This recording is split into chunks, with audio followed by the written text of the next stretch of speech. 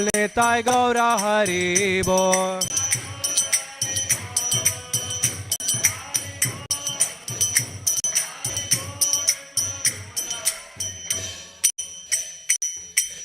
Jai Om Vishnupad Paramhansa Parivrajagacharya Ashtottara Shadashri Srimad His Divine Grace Abhay Charnarvind Bhaktivedanta Swami Srila Prabhupada Ki Jai Om Vishnupad Paramhansa Parivrajagacharya Ashtottara Shadashri Srimad Srila Bhakti Siddhanta Saraswati Thakur Goswami Srila Prabhupada Ki Anantakoti Vaishnav Vrind Ki Namacharya Srila Haridas Thakur Ki प्रेम से कहो श्री कृष्ण चैतन्य प्रभु नित्यानंद श्री अद्वैत गदाधर श्रीवास आदि गौर भक्त वृंद की श्री श्री राधा कृष्ण गोप गोपीनाथ श्याम कुंड राधा कुंड गिरि गोवर्धन की मथुरा वृंदावन धाम की मायापुर नवद्वीप धाम की पुरुषोत्तम क्षेत्र जगन्नाथपुरी धाम की भक्ति देवी की तुलसी महारानी की सामवेद भक्त वृंद की श्री हरिनाम संकीर्तन यज्ञ की all glories to the assembled devotees.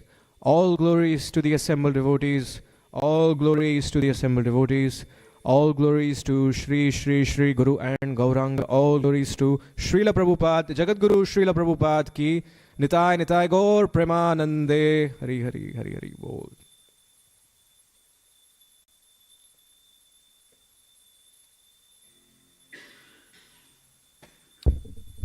Hare Krishna.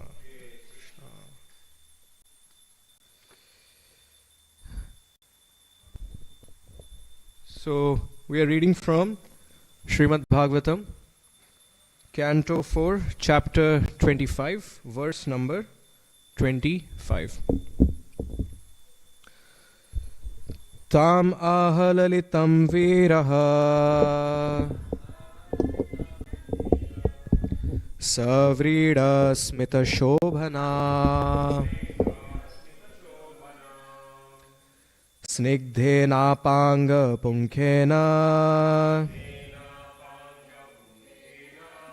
Sprishtaha premodbhramadbhruva Tam ahalalitam viraha Savrida smita shobhana Snigdhena panga punkhena Sprishta premodbhramadbhruva Tam ahalalitam viraha Savrida smita shobhana Snigdhena panga punkhena Sprishta premodbhramadbhruva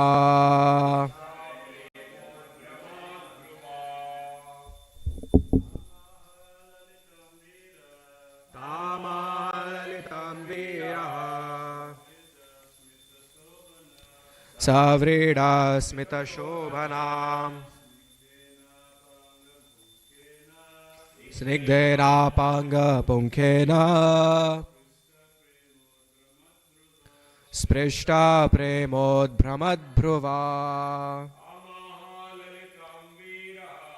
Tamahalalitam viraha Savrida smita shobhana Snigdhena panga punkhena Sprishta premodbhramadbhruva. Mataji's.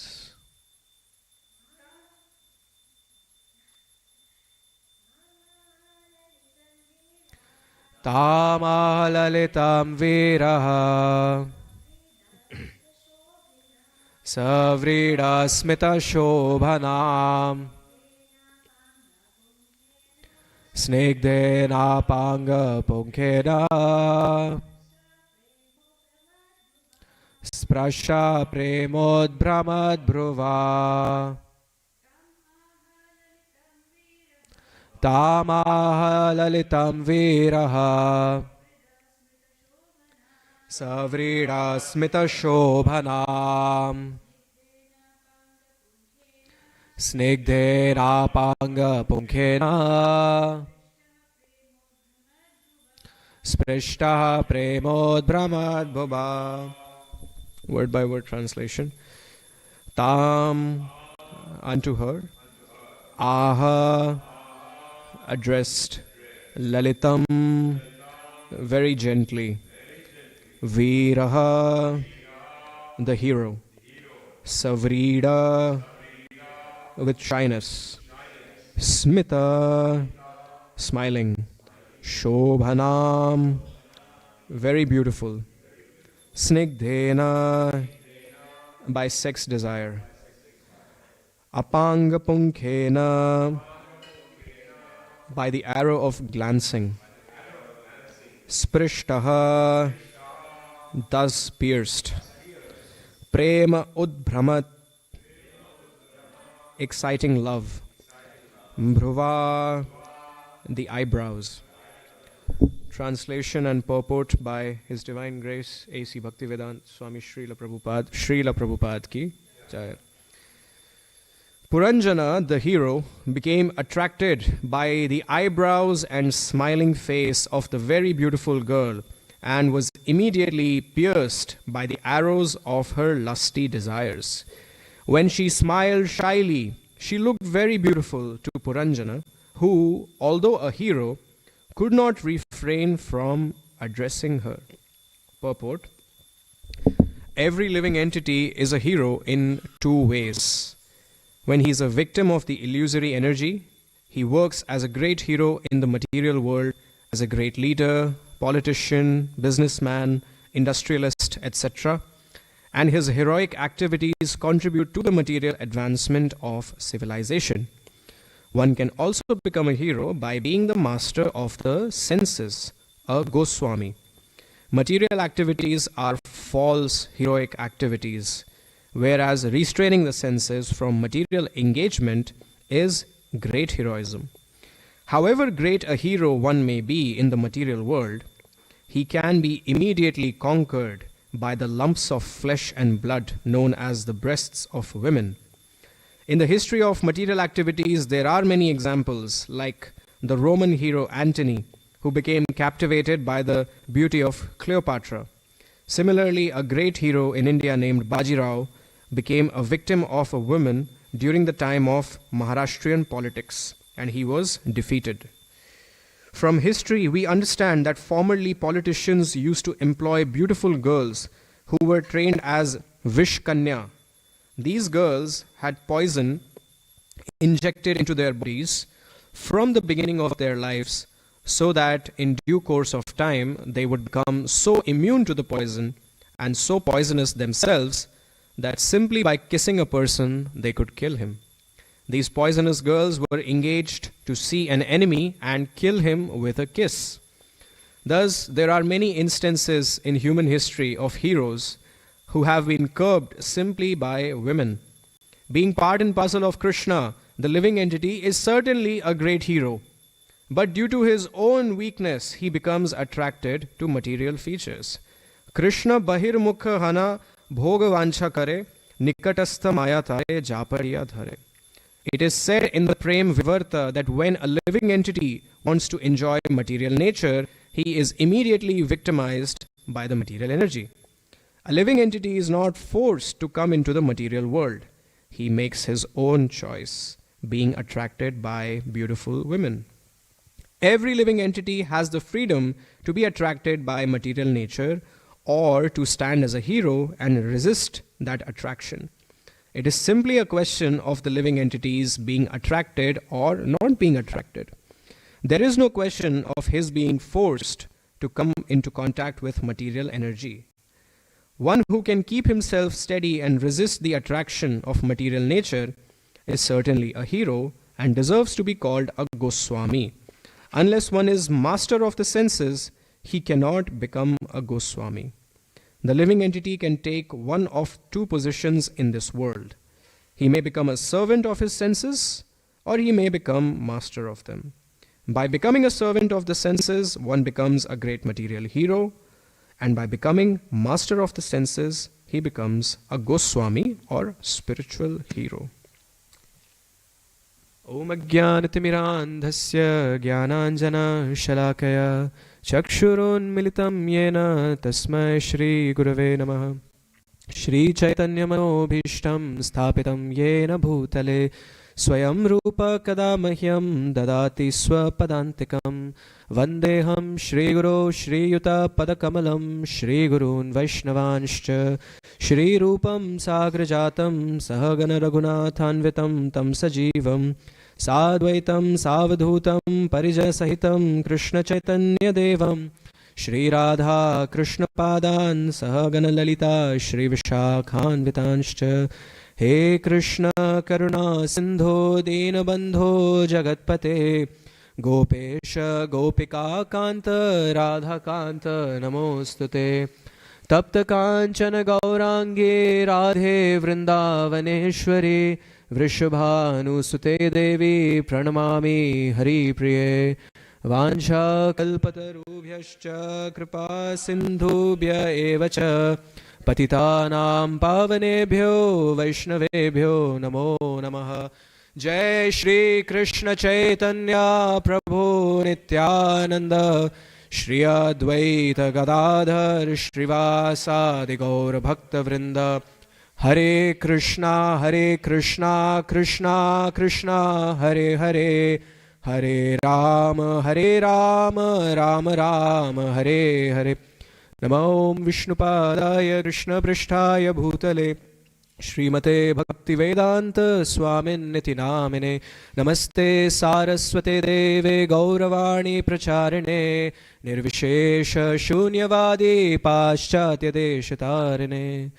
Namo Vishnupadaya Krishna Prishtaya Bhutale Srimate Krishna Goswami Niti Namine Namo Hansanikasaya Prabhupada Priyayate Shuddhi Sutra Nishtabhyantasya Vakyanuvadan Mukam Karoti Vachalam Pangam Langhaite Giram Yat Kripatanaham Vande Shri Guru Dinataranam Paramananda Madhavam Shri Chaitanya Hare Krishna.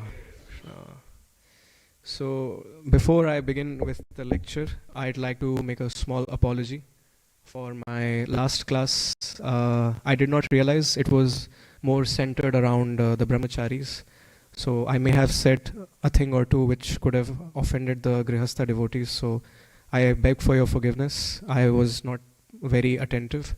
And I received this feedback, and even when I heard the recording, I realized I should have taken a more holistic approach. So I'm very sorry if I was hurtful to anyone. And please bless me so that I don't make such mistakes in future.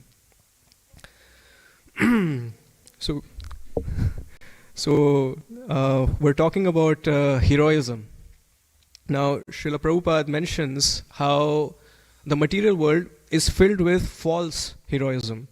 Any kind of heroism that we witness in the material world, it's either driven by some form of passion or desire, or it is ultimately subject to failure and degradation by getting agitated from some form of allurement.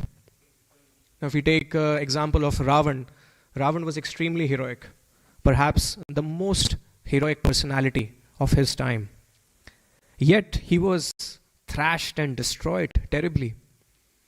After Ravan was killed by Lord Ramchandra, Mandodari, his wife, she was looking at the severed head and thinking that the head which was the knowledge base of all the Vedas, the head which was as strong and stout as a mountain, the head which was once adorned with the ornated crown of Lanka, that same head was now being kicked around like a football by the Vanaras.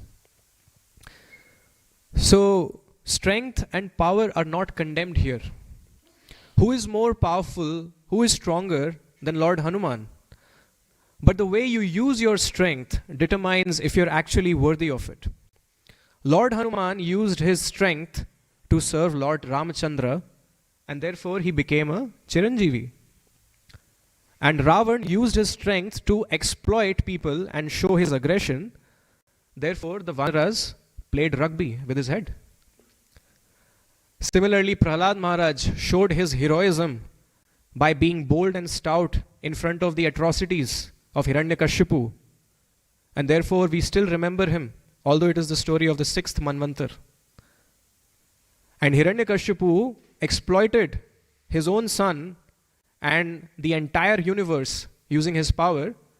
So Lord Narasimhadev played treasure hunt in his tummy. So we need to understand that power is not a bad thing. Power is great, but the way you use that power will determine what kind of consequences you will face. As they say, with great power comes great responsibility. But if that responsibility is not fulfilled, or if used otherwise, there are consequences. Krishna himself says in Bhagavad Gita, Balam balvatam chaham, I am the strength of the strong, but kam raga vivarjitam, devoid of passion and desire. There is a very interesting and very funny story of a wrestler, very famous wrestler, very stout, very strong. He could lift as much as 500 kgs. Now you can imagine a guy so humongous. He went to a town and he challenged. He said, I challenge each and every one of you. If one of you can come and defeat me, just one punch, that's it. You just have to defeat me once, and I will give you 25,000 rupees. Now this was almost 100, 200 years back. Everyone, initially they became very greedy, 25,000 rupees. But after a while, when they saw this guy, they became, all of their confidence was shattered. They were like, nah, it's impossible. Like, look at him. Now, amongst that crowd, one very frail, fragile-looking old man, he came out. He was a businessman. He was like probably 5'2", 5'4", very thin. You've seen those like very old people. They're so shaky. They need support to walk. Now he was that malnourished and so thin. He came out and he said, "I will defeat you." Now everybody started laughing. Some people started stopping him that, "Oh, Baba, have you looked at your size? Look at his size. He doesn't even have to touch you to defeat you. He can just blow the wind in your direction and you'll go back home, back to Godhead." But the old man was adamant, "No, I'll defeat him." So the wrestler said, "Okay, no problem.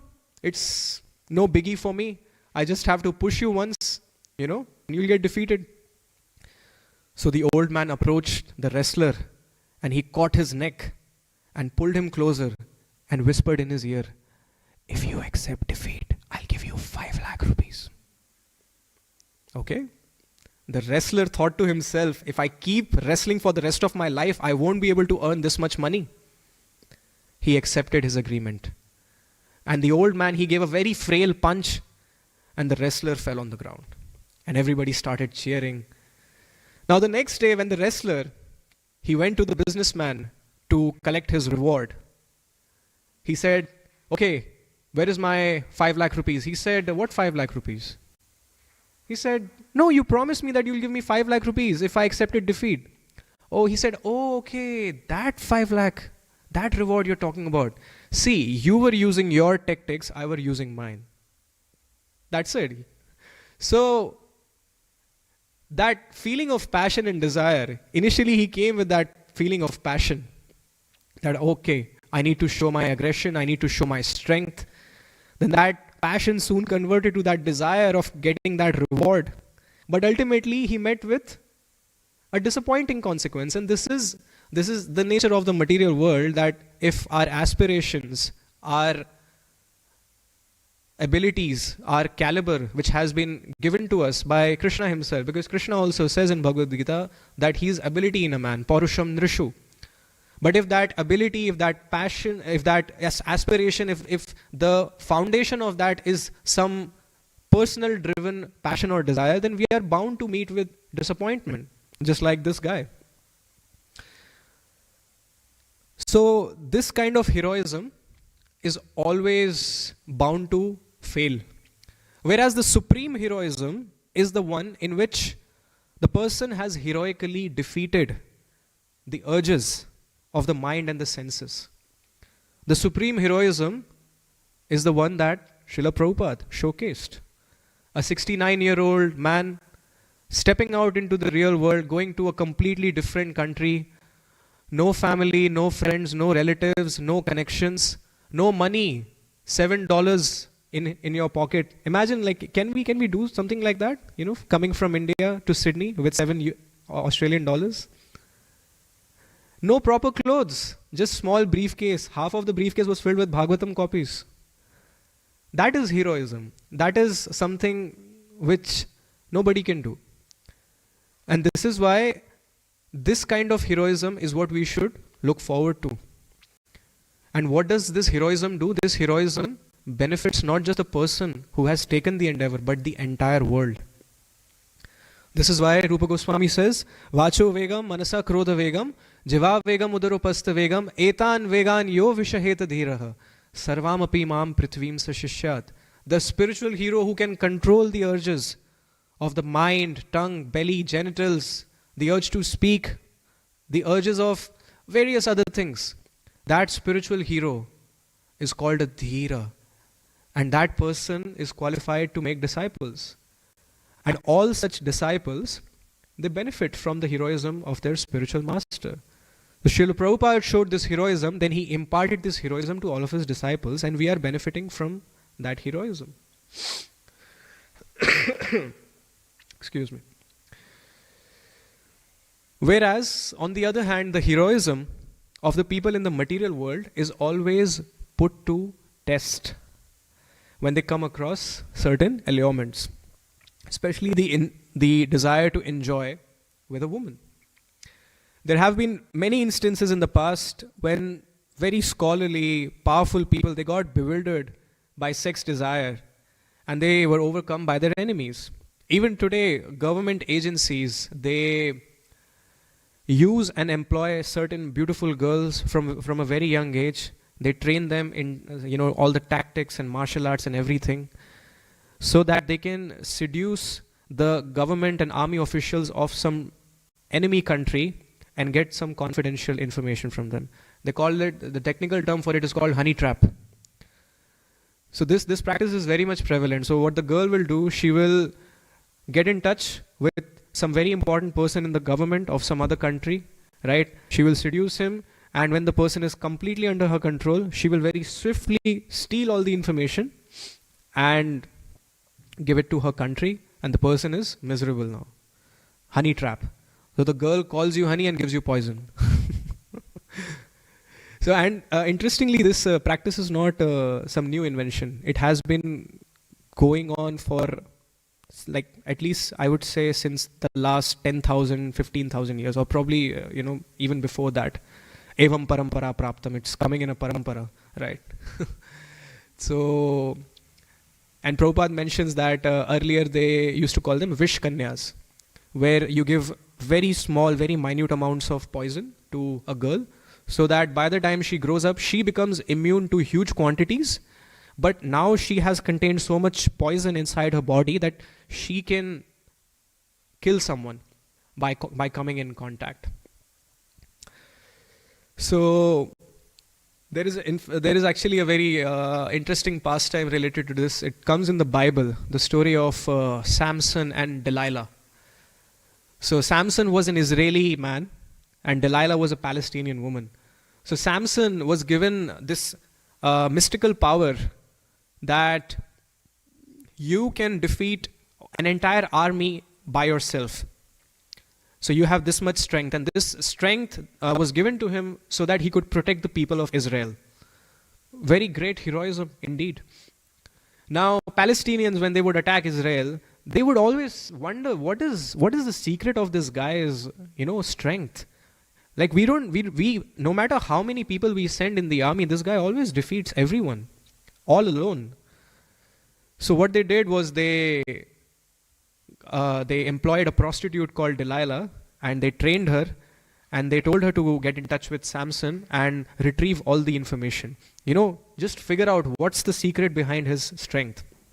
Now, the secret of his strength was in his hair. His long hair is where all of his strength resided.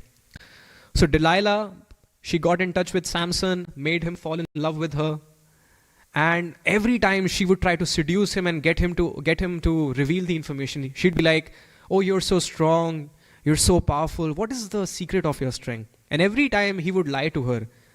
Once he said, "My strength is in my legs." So she got him drunk, tied up his legs, and then she called the Palestinian army. But he untied his legs and defeated them because his strength was not in his legs. Another time, he told her, "My strength is in my chest." So she tied him up, tied his chest to the bed, got him drunk, he was passed out, and she called the army again, but again, he untied himself. So Delilah, she understood that this guy is lying to me. So the next time, in an even more seductive way, she was giving him alcohol, and she was like, "No, today you have to tell me what's the secret behind your strength." And in that state of bewilderment, he revealed, "Okay, my strength is in my long hair." By the time Samson passed out, Delilah shaved his head, and the Palestinian army, they conquered Israel. So this bewilderment can happen at any time. So Samson was showing great heroism, but he still got bewildered. Similarly, Prabhupada mentions the case of Bajirao. There's even a movie called Bajirao Mastani, if anyone's watched it. I would not recommend watching it, but okay. Yeah, even, the interesting part is that guy was, the movie portrays him as a guy who was very much attached to this lady, and the movie revolves around the love story, but he was actually a very great warfare personality. He was so good with warfare that his strategies are discussed among a lot of war schools even today. But again, he got bewildered, and your focus gets derailed. So that's the reality of heroism in material world. Srila Prabhupada also mentions later in the purport how the living entity, being Krishna's eternal part and parcel, is already a great hero. We don't need to inculcate any heroism from outside. We don't need somebody's validation for our dignity.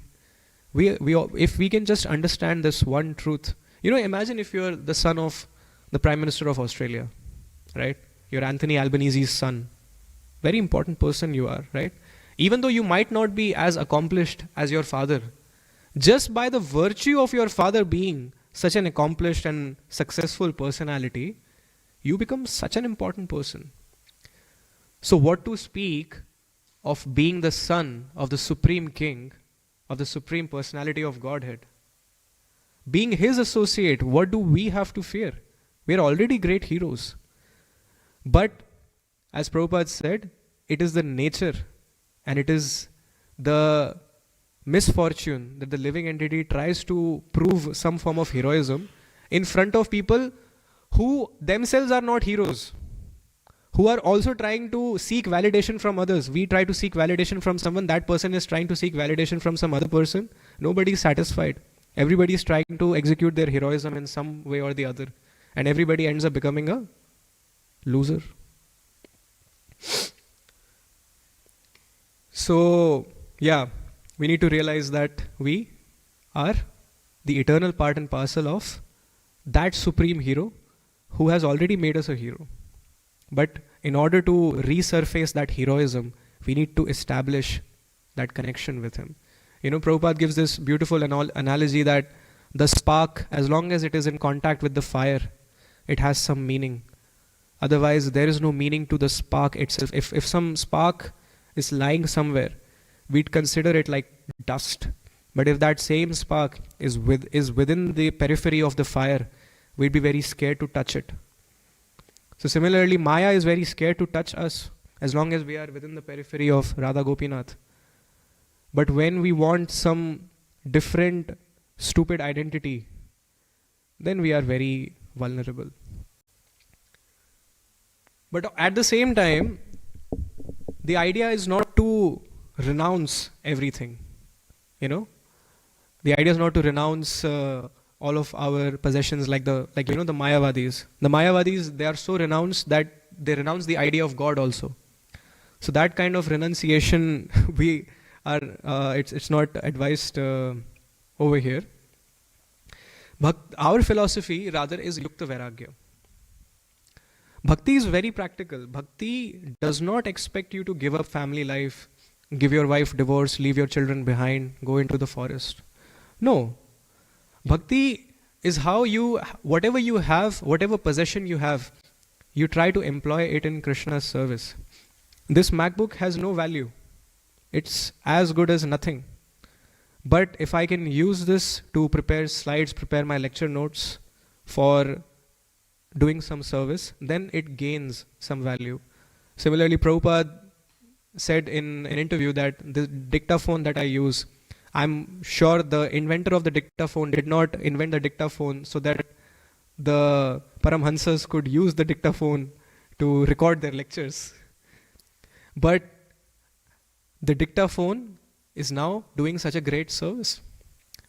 So, Yukta Vairagya is what we should endeavor for, not Phalgu Vairagya, where we are externally appearing to be very renounced, but internally there is a havoc going on in our mind and in our heart.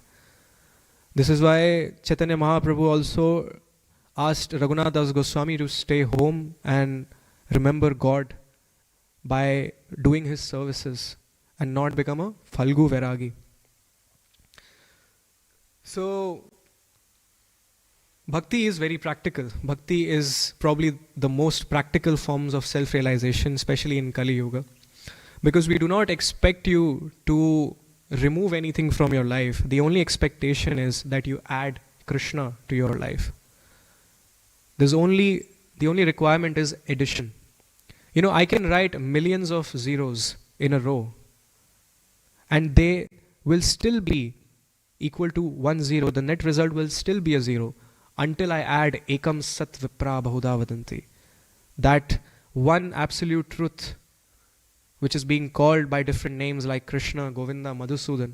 That one, if I add it behind all those zeros, then all of my endeavors, they will gain some value. This is why Bhagavatam says, Dharma svanushtitaha punsam vishvaksena kathasuyah notpadayed yadiratim shrama evahi kevalam. All of our endeavors, all of our heroism, it is shrama evahi kevalam, it is useless if we cannot add Krishna to our lives. That is when everything gains value. And this is why Krishna bahirmukha Hana Jiva Bhogavancha Kare. When the idea is not to give up sense pleasures indefinitely, the idea is to include Krishna in whatever things we are enjoying. We expect him to have it first and then we take the remnants of what he's had. Do devotees not have sense gratification? I disagree. Devotees have the most amount of sense gratification. The biggest sense gratification is prasadam. We should look at the plates of certain devotees on festivities. That's no renunciation, right? Yeah, see, bhakti is so beautiful because it does not remove any sense gratification from you. It just channelizes your sense gratification to a different, in a different way. Somebody says, I like to dance a lot. Perfect. The devotees start dancing from 4 a.m. in the morning. Somebody says, I like to sing. You know, I've always been singing. Perfect. You come and do kirtan. Show us your strength. How much energetic kirtan you can do. Somebody's like, but I'm a big foodie, you know. In spiritual life, you need to become very moderate. No requirement. Have as much prasadam as you want. Yuktahara viharasya is later on. You can have prasadam in a very good amount in the beginning. So bhakti does not take away sense pleasures. This is why the verse is Krishna bahirmukha. So we need to become antarmukha. And when we become antarmukha, naturally, all of the sense pleasures that we have available at our disposal, all of the facilities that we have, we naturally get the inclination to offer it to Krishna first. Because once something is offered to Krishna, the intensity of the pleasure that we would derive from it otherwise increases by manifolds. So this is why bhakti is the most practical way of showing our, heroism.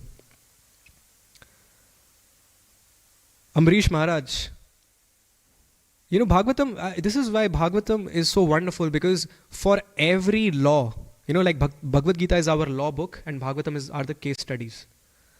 So for every law that Krishna has given in Bhagavad Gita, there is a case study in Bhagavatam. Amrish Maharaj, what kind of sense pleasure did he not have? Everything present at his disposal. Emperor of the entire universe. If somebody becomes leader of a local group today, that person gets so many amenities. Now imagine being Amrish Maharaj. Thousands and hundreds and thousands of servants waiting to serve you. But he was not bewildered. Because Savai Manah Krishna Padar Vindayor. His life was revolving around Krishna. He had just made this one addition of adding Krishna into his life, and everything fell into place. Even after being amidst so many sense gratificatory objects, he did not get bewildered. Rather, Durvasa Muni tried to show his heroism, and he met with a different fate. I will not go into the details of that, otherwise Durvasa Muni might give me a curse. So there is always this reassurance given in Bhakti Yoga that even if somebody is very diligently following everything, somebody has very actively done everything to add Krishna into his life, but the person, even if he still gets bewildered, there is no loss, there is no diminution. Somebody may ask that, I'm doing everything it requires, but I still get bewildered. There is no loss. And none of the other forms of self-realization can give you this kind of reassurance. This is why Narad Muni, in his instructions to Lord Vyasadev, he says, Tyaktva swadharmam charanam bhujam harer bhajan pakvotha patet tato yadi. Even if a person, understanding this reality, understanding this truth, started serving the Lord, but before his bhajan, before his spiritual realizations could become mature, he fell down. Bhajan na pakvo atha patet tato yadi. Narad Muni says, Yatra kvava bhadram abhudamushyakim. What is the loss for such a person? But at the same time, a person who is showing all forms of heroism to the entire world, engaged in every material duty, material obligation, kovarthapto abhajatam swadharmata. What is the benefit for such a personality? This kind of reassurance only a Mahabhagavat can give. And this is directly coming from Krishna. So, whatever endeavor we are doing, we need not fear. Because Maya is definitely very strong. And it is the nature, as Prabhupada said in the purport, it is the nature of the Jiva to make a choice. And there will be instances when we make conscious choices to go into Maya. But the beauty is that a devotee can never fall into sense pleasures like a materialist. Even if a devotee falls into sense pleasures, he will somehow or the other come back to Krishna. That's the power of bhakti. Even if he gives up reading Bhagavatam, starts reading newspaper tomorrow, there will come a thought, but all of this is false. What will I do reading this? This is why Srila Bhaktisiddhanta Saraswati Thakur used to say, if you want to enjoy life, have fun, don't read Srimad Bhagavatam. Because once you know it, now you know too much. It's like underworld, gangster world. Somebody might think, I can enter gangster world, underworld, do some bad activities, make some money, and then live a good life afterwards. Never happens. Once a gangster, always a gangster. So once a devotee, always a devotee. Even if we don't achieve that perfection in this life, Krishna is so wonderful that he's happy to give us another chance. His mercy is so unimaginable that he's been giving us chances. He's been giving us so many chances from time immemorial, from the time we were not even in touch with devotees. So if he has been so much merciful until now, why won't he be merciful after we have shown some effort? So I think we can all take a lesson from this beautiful verse and try to become spiritual heroes, because material heroism, just like material nature, is bound to degrade at some point or the other. But spiritual heroism is eternal. With this, I'd like to conclude my session for today. Thank you so much, everyone.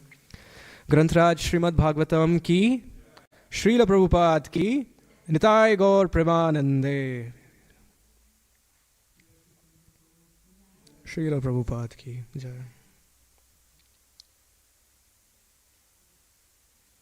Hare Krishna Prabhu ji. Yes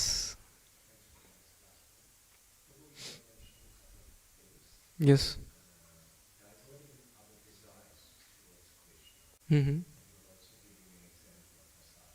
hmm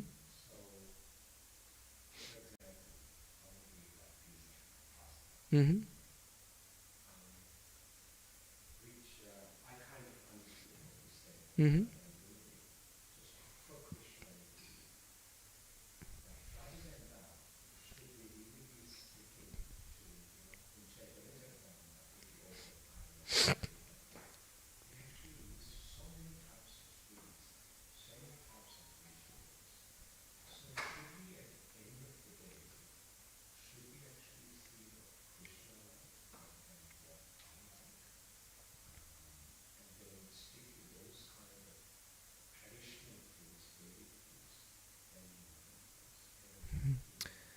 So, Prabhu, there should be initially when we are doing sadhana bhakti, when we have not achieved that ecstatic love for Krishna, it is always good to find a balance between the two.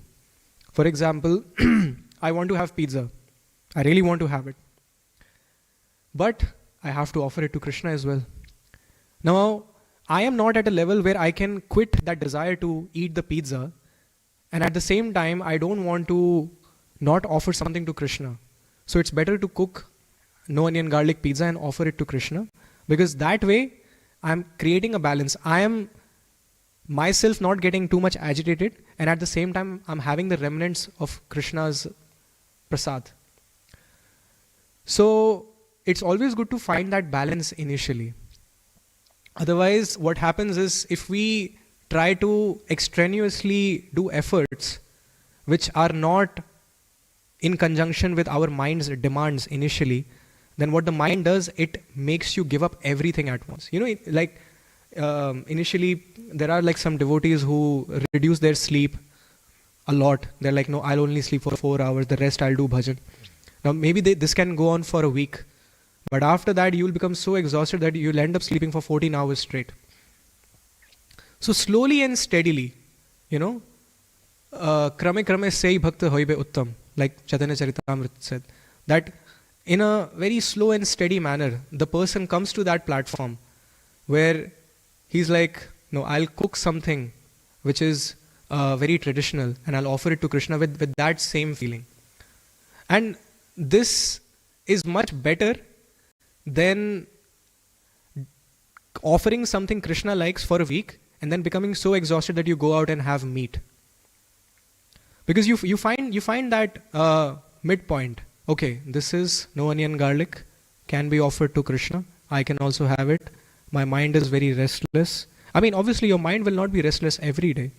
There are days when you naturally feel inclined to cook something for Krishna and offer it to him. But when your mind is not in that state of mind, you can obviously try to, you know, give it that love. Because see, mind is ultimately like a child. You know, if you try to always speak philosophy to a child, he will revolt at one point very badly. And that revolt won't be in our control. So we have to like give the mind some allurements. We have to reprimand it sometimes that no, this is something. And I was listening to a lecture and it was a sannyasi and he said that whatever the mind is demanding, we should see what the Shastras are saying. Like, I want to eat rasgulla, no problem. Get rasgulla, offer it to Krishna, have it. Mind says, no, let's have chicken biryani. No. Stop it right then and there. I'll get you normal biryani. So that's how we make, you know, reconciliation with the mind initially in sadhana bhakti, which goes for a long time. But then when the mind starts becoming a devotee, then we need not do any efforts. Then it all becomes effortless. I hope that answers your question.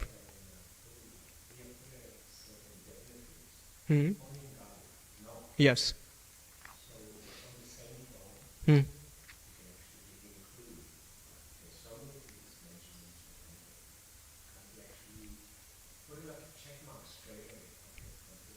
Yeah. No, absolutely, Prabhu. I agree with you. But in the scope, yeah, it is, Prabhu, absolutely. But the scope of bhakti includes a person on every level, people on every level. There are people who are still struggling with onion and garlic, but they need to be somehow or the other connected with Krishna. There are people who are not even chanting one round properly, but even they need Krishna's mercy. So our idea is to get people connected with Krishna, get them to chant. Slowly and steadily, they will come to the platform where they check mark all the food items. Because if we make bhakti appear very definitive, very rigid, then we are blocking the receptivity of bhakti. And that's the beauty of bhakti. It's for everyone. You know, we recite in Shikshashtakam. Uh, what was the verse? Nam namakari bahuda nija sarva shaktis tatrarpita smarata tatrarpita niyamita smarane na kala. No rules, no regulations for chanting. Because for a child who is not so well in studies, you know, there are always like different kinds of children. Some are very intelligent, they always do well in exams. There are some children who find it difficult. So for the children of Satyuga who are very intelligent, there is a different method. For the children of Kali Yuga who are extremely dumb, Krishna has made the process very easy. And even though the process is easy, it can still lead to perfection. So gradually, we can definitely come to that platform. I hope it satisfies your query, Prabhu. Any questions, comments, feedback? Srila Prabhupada ki Jai.